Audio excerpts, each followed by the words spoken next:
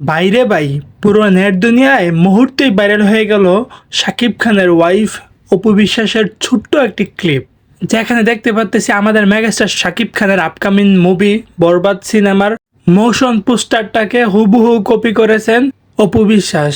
অপু বিশ্বাসের পোস্টটা হুবহু শাকিব খানের সাথে মিলে যাচ্ছে।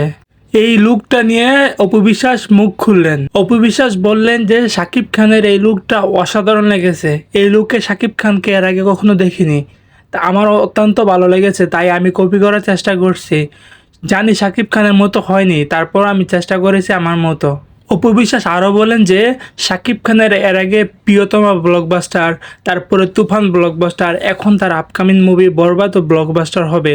তিনি আরও বলেন যে শাকিব খান মানেই ব্লকবাস্টার, শাকিব খান ছাড়া বাংলা চলচ্চিত্রের আর কোনো নায়কের ভ্যালু নেই। অপু বিশ্বাস বরবাদ সিনেমা নিয়ে আরও কিছু বলেন যে এই বরবাদ মুভি 100 কোটি ক্লাবে চলে যাবে, বাংলার ইতিহাসে সর্বোচ্চ আয় করা ছবি হতে যাচ্ছে বরবাদ সিনেমাটি। অপু বিশ্বাস আরও কিছু কথা বলেন যে সাকিবিয়ানরা যেই শাকিব খানকে এতদিন ধরে খুঁজতেছিল, বরবাদের মধ্যে সেই শাকিব খানকে ফিরে পাবে। সো দর্শক, আপনাদের কি মনে হয় বরবাদ সিনেমা কি পারবে তুফানের রেকর্ড ব্রেক করে 100 কোটি ক্লাবে চলে যেতে? আজকের এই ভিডিওটা এই পর্যন্তই ছিল। সকল ধরনের মুভির আপডেট সবার আগে পেতে আমার চ্যানেলটি অবশ্যই সাবস্ক্রাইব করবেন, এবং আমার ভিডিওটি যদি ভালো লেগে থাকে ভিডিওটিতে একটা লাইক, একটা শেয়ার, একটা কমেন্ট করবেন। দেখা হবে পরবর্তী ভিডিওতে। ভালো থাকবেন।